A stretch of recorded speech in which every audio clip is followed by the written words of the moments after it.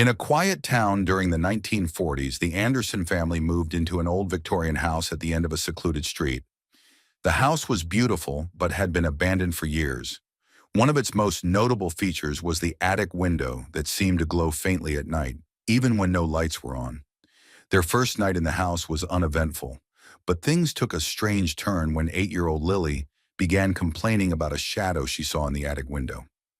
"I think there's someone watching me," she whispered to her parents, but they dismissed it as her imagination. The next evening, as the family sat down for dinner, the lights flickered and the sound of faint footsteps echoed from above.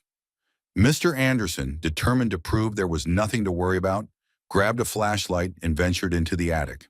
The room was dusty and filled with forgotten relics from the past: broken furniture, old trunks, and stacks of books. But what caught his attention was an antique rocking chair in the corner, gently swaying back and forth. No windows were open, and there was no breeze.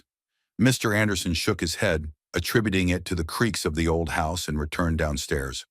But that night, Lily woke up screaming. She said she saw a shadowy figure standing at the foot of her bed, whispering her name. The next day, Mrs. Anderson called a local historian to learn more about the house. They discovered it had belonged to a reclusive woman named Eleanor, who had lost her daughter Clara to illness many years ago. Rumors swirled that Eleanor had become obsessed with seances and spiritual rituals to contact her daughter. Some say she succeeded. Later that evening, while exploring the attic further, Lily found an old locket with a photograph of a young girl. She was certain it was Clara. Suddenly, the air grew cold and a faint voice whispered, "She misses you too." The family decided to leave the house, unable to cope with the eerie occurrences. But before they left, Lily placed the locket on the rocking chair and said softly, "You're not alone anymore."